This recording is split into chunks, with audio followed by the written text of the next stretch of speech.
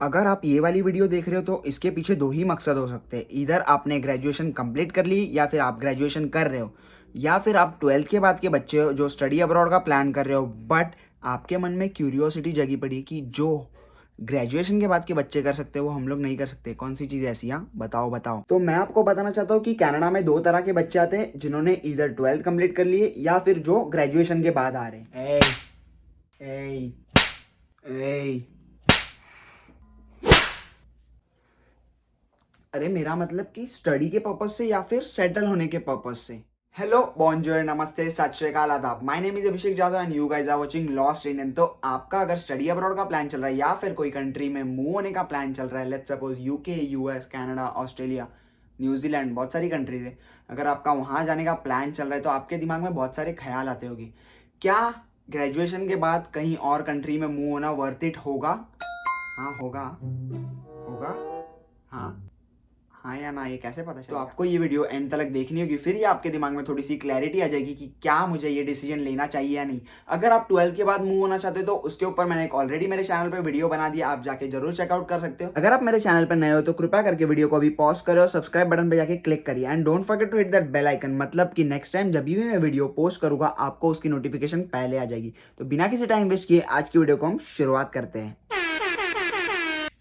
तो जैसे कि हमें अच्छी बातें सुनने की आदत ज़्यादा है, अच्छी बातें पहले सुनने की आदत ज़्यादा है, इसके लिए हम प्रॉस के बारे में पहले डिस्कशन करने वाले, उसके बाद हम थोड़े से कॉन्स के बारे में डिस्कस करेंगे। तो इसमें मेरा सबसे पहला पॉइंट आया था, वो है क्वालिटी एजुकेशन। कनाडा में बहुत सारे तरह तरह के college as well as universities है जो वर्ल्ड के टॉप यूनिवर्सिटीज़ और कॉलेजेस के रैंकिंग में आते हैं, और इसमें जो हिसाब से प्रोग्राम्स डिलीवर किए जाते हैं वो मतलब कि आपको प्रैक्टिकल हैंड्स ऑन ट्रेनिंग ज़्यादा मिलेगी, एज वेल एज आपको कम्युनिकेशन स्किल्स, प्रेजेंटेशन कैसे देनी है, मल्टीकल्चरल लोगों के साथ ग्रुप फॉर्म करके आपको वो असाइनमेंट कैसे प्रेजेंट करनी है, और जो प्रोफेसर से एक्स्ट्रा हेल्प लेके, मतलब यहाँ के प्रोफेसर्स भी बहुत अच्छे हेल्प करने।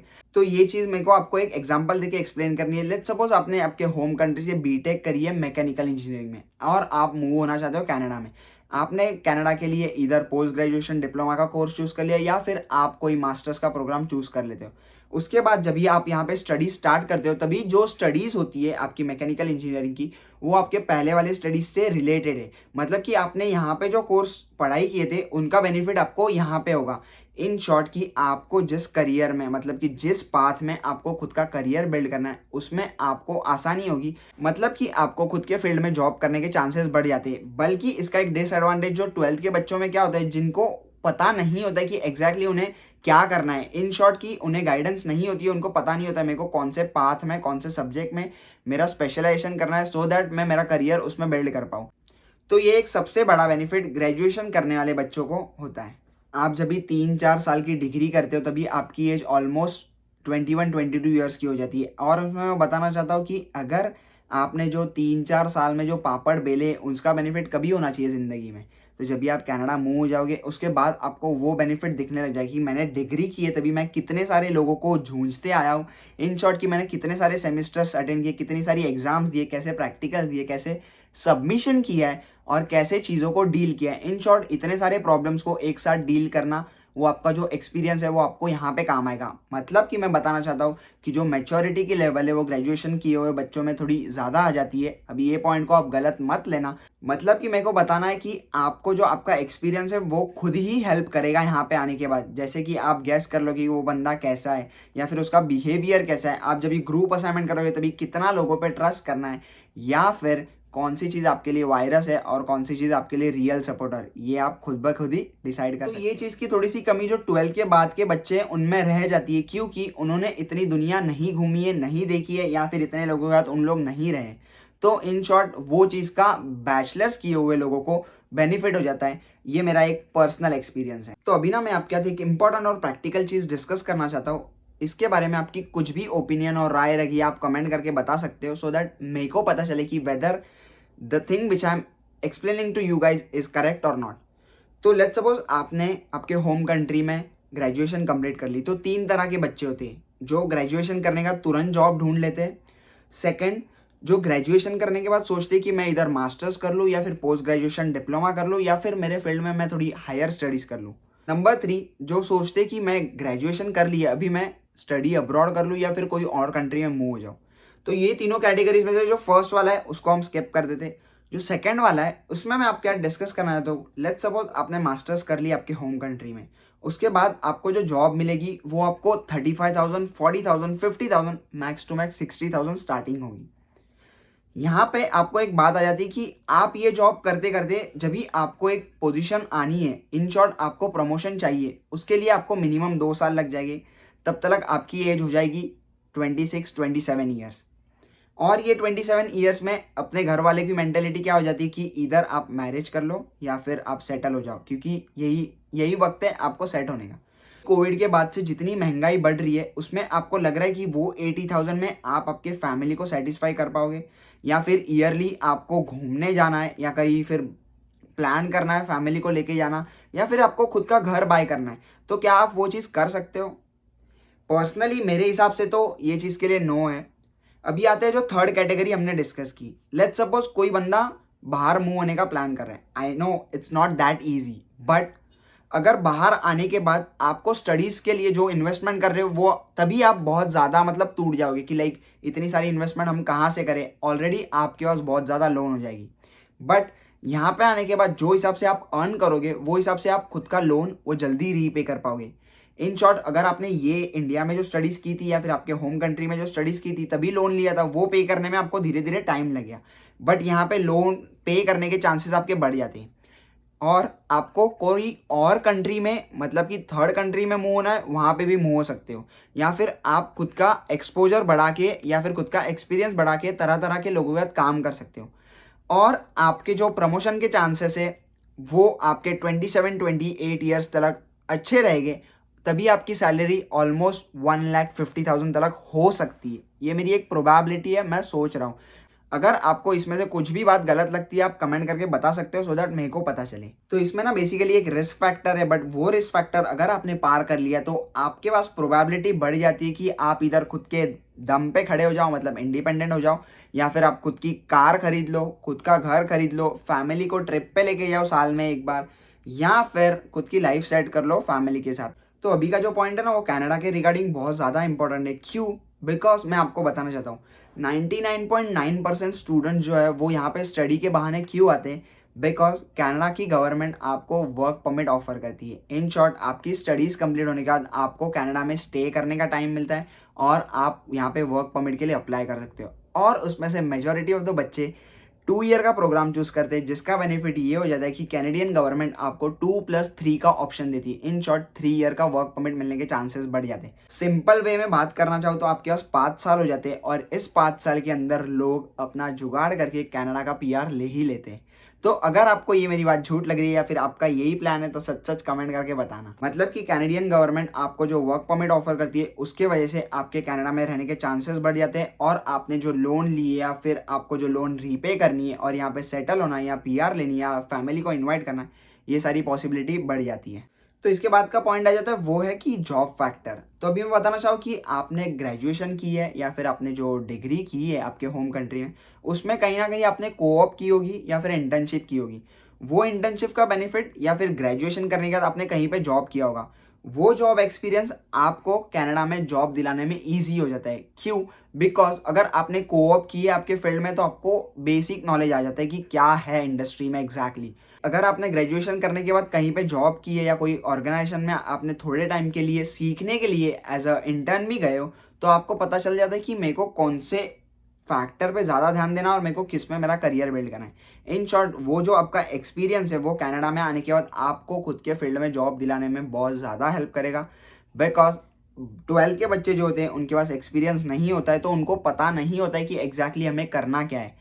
स्टडीज़ भी उनके लिए नहीं हो जाती है, जॉब भी उनके लिए नया हो जाता है, तो इसके लिए उनके लिए ये थोड़ी सी एक हसल हो जाती है as compared to degree student. In short कि आपने अगर आपकी स्टडीज़ जो की है उसके रिलेटेड ही मास्टर्स या फिर पोस्ट ग्रेजुएशन डिप्लोमा कंप्लीट कर लिया है, मतलब कि आपके खुद के फील्ड में जॉब मिलने के चांसेस बहुत ज़्यादा होते हैं एज़ कम्पेयर टू 12 किए हुए बच्चे। बिकॉज उनके पास कोई एक्सपीरियंस नहीं होता और उन्हें एक्चुअली पता नहीं होता है कि हमने जो फील्ड चूज़ करी है उसमें हम लोग का करियर कंटिन्यू करेंगे या नहीं, या फिर हम लोग खुद का करियर ड्रॉप करके मतलब कि जो कोर्स स्टडी की है उसमें हम लोग का फ्यूचर नहीं करना है तो वो फील्ड हम लोग ड्रॉप करके कोई और फील्ड में जॉब करेंगे।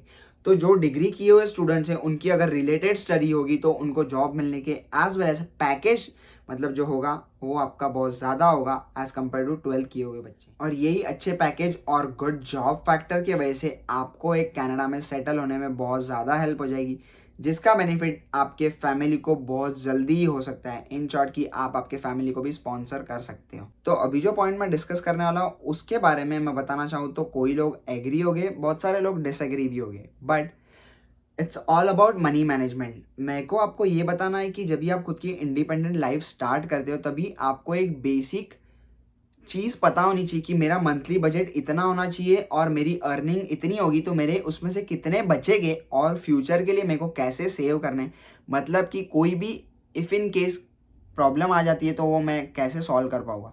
इन शॉर्ट जो मैच्योरिटी लेवल ग्रेजुएशन किए हुए स्टूडेंट्स में आती है और पैसे को कैसे मैनेज करना है वो उनमें थोड़ा सा एक फैक्टर बढ़ जाता है एज़ कम्पेयर टू 12th किए हुए बच्चों को, बिकॉज उन्होंने इतने सारे पैसे कभी साथ में देखे नहीं होते। तो कभी कभी एक फैक्टर आ जाता है जब भी वो अननेसेसरी चीज़ों पे स्पेंड कर देते हैं। लेट्स सपोज की शॉपिंग हो गई, बाहर घूमना हो गया, खाना पीना हो गया, या फिर दोस्तों यारों के साथ पार्टी वार्टी करनी, जो कि उनको इतना सारा फ्रीडम नहीं मिलता है। बट ये चीज़ अगर मैं ग्रेजुएशन किए हुए बच्चों की बात करूँ तो उसमें थोड़ी सी अंडरस्टैंडिंग आ जाती है, ऐसा मेरे को लगता है। तो आपकी इसके बारे में क्या ओपिनियन है, आप मुझे कमेंट करके बता सकते हो। तो अभी बहुत सारी अच्छी अच्छी बातें कर ली, it's time to talk about the better truth, मतलब कि ऑन पॉइंट बात करनी है कि जो फैक्टर्स आपको अभी से कंसिडर करने यानी कि कॉन्स क्या हो गए उसके बारे में हम अभी बात करते हैं। तो सबसे मेन और इम्पोर्टेंट चीज़ जो कि है कोर्स चूज करना या फिर कॉलेज या यूनिवर्सिटी चूज करना। तो 70 to 75% स्टूडेंट ऐसे होते हैं जो ग्रेजुएशन किए हुए हैं बट फिर भी कनाडा में आने के बाद अंडर ग्रेजुएट डिप्लोमा करना पड़ता है। क्यों? इसका रीज़न मैं बताना चाहता हूँ कि कनाडा में बहुत सारे कॉलेज और यूनिवर्सिटीज़ जो है जिन्होंने मास्टर्स या फिर पोस्ट ग्रेजुएशन की कोर्स डिलीवरी नहीं होती है। इन शॉर्ट उनमें डिप्लोमा कोर्स ज़्यादा डिलीवर किया जाता है, जिसका एक डीमेरिट पॉइंट हो जाता है कि जो ग्रेजुएशन किए हुए बच्चे उनको एक ऑप्शन नहीं बचती है कि 2 ईयर का प्रोग्राम साथ में चूज करें।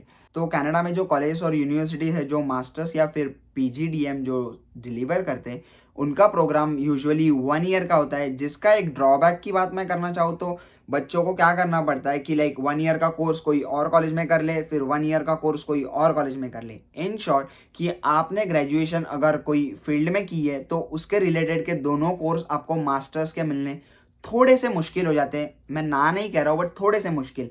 इन शॉर्ट कि आपको ढूंढना होगा या फिर आपको 1 ईयर का प्रोग्राम अटेंड करना होगा, फिर वापस से 1 ईयर का प्रोग्राम कोई और कॉलेज में या फिर सेम कॉलेज में अटेंड करना होगा।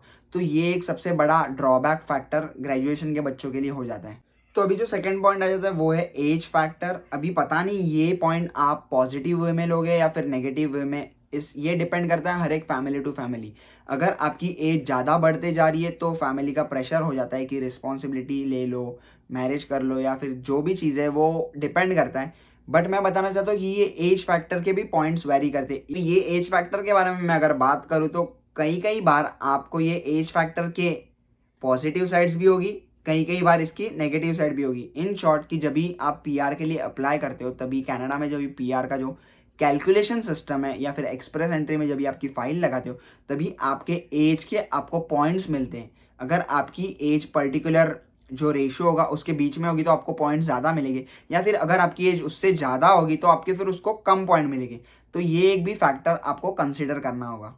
अभी आपको पता तो ये कोविड के बाद कितनी सारी जॉब क्राइसिस चल रही है, इकोनॉमिकल क्राइसिस चल रही है, जिसका एक ड्रॉबैक की बात करूँ तो जॉब मिलना थोड़ा सा मुश्किल हो गया है। मतलब कि अगर आपने ग्रेजुएशन कर ली उसके बाद यहाँ पे आके मास्टर्स कर लिया, फिर डिग्री प्रोग्राम कर लिया या फिर पोस्ट ग्रेजुएशन डिप्लोमा कर लिया, उसके बाद आपको जॉब खुद के फील्ड में मिलना थोड़ा सा मुश्किल हो गया है। मैं ना नहीं कह रहा हूँ बट थोड़ा सा मुश्किल हो गया है, बिकॉज कंपटीशन बढ़ गया है, बहुत सारे लोग आ रहे हैं, इंटरव्यू कम हो रहे, कंपनी लेस लोगों को हायर कर रही है। मैं बताना चाहता हूँ कि अगर आप ग्रेजुएशन कर लेते हो उसके बाद यहाँ पे मास्टर्स या फिर पीजीडीएम का जो सोच रहे हो उसकी फ़ीस जो नॉर्मल डिप्लोमा का प्रोग्राम है उससे थोड़ी सी ज़्यादा होती है, और अगर आप यूनिवर्सिटी में मास्टर्स के लिए एडमिशन लेना चाहते हो तो उसकी फ़ीस हाई होती है।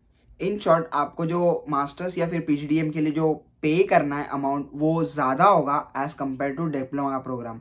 तो ये एक मेरे हिसाब से डीमेरिट पॉइंट है। तो diploma programs basically practical base पे बहुत ज़्यादा फोकस करते हैं, वेयर एज जो मास्टर्स और पीजीडीएम के कोर्सेस है वो थियोरेटिकल चीज़ों पे ज़्यादा फोकस करते हैं, ऐसा मैंने सुना है, क्योंकि यूनिवर्सिटीज़ के स्टडीज़ में ज़्यादा चीज़ें थोड़ी थियोरेटिकल हो जाती है। इसके लिए आपको स्टडीज़ थोड़ी सी हार्ड लग सकती है, बट एट दी एंड जो मास्टर्स या फिर पीजीडीएम की वैल्यू है एज़ कम्पेयर टू डिप्लोमा वो बहुत ज़्यादा है, तो उसके पॉइंट्स भी आपको पीआर सिस्टम में मिलेंगे। मे बी ये बात ना थोड़ी सी कॉमन हो सकती है, जो बच्चा 12th करके आ रहा है या फिर ग्रेजुएशन करके आ रहा है, यहाँ पे आने का थोड़ी सी होम सिकनेस हो जाती है या फिर कल्चरल शॉक जो लगता है वो थोड़ा सा आपको मैटर करता है, बिकॉज इट डिपेंड्स कि लाइक हाउ एक्सट्रोवर्ट और इंट्रोवर्ट पर्सन यू आर।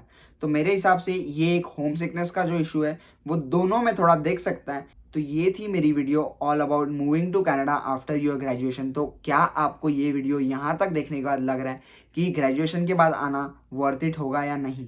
अगर आपको लग रहा है कि मैं कोई पॉइंट मिस कर गया तो आप कमेंट करके बता सकते हो। इसका बेनिफिट जो बाकी लोग व्यूअर्स है उनको होगा, एज वेल एज जो कमेंट पढ़ने आएंगे उनको भी हो सकता है। तो अगर आपको ये वाली वीडियो पसंद आई होगी तो मेक श्योर वीडियो को लाइक करके जाए, एंड अगर आपको कुछ भी क्वेरीज है तो आप कमेंट करके पूछ सकते हो, या फिर इंस्टाग्राम हैंडल मेरा यहाँ पे शो कर रहा है, आप मुझे इंस्टाग्राम पे भी रीच आउट कर सकते हो। इसके वीडियो को हम यहाँ पे ही समाप्त करते हैं। अगर आप मेरे चैनल पर नए हो तो चैनल को सब्सक्राइब करना ना भूलिए, and don't forget to hit that bell icon. Until then keep watching Lost Indian, take care, bye bye, see you soon in the next video. Vibe check, दुआ में जरूर रखना, बाय।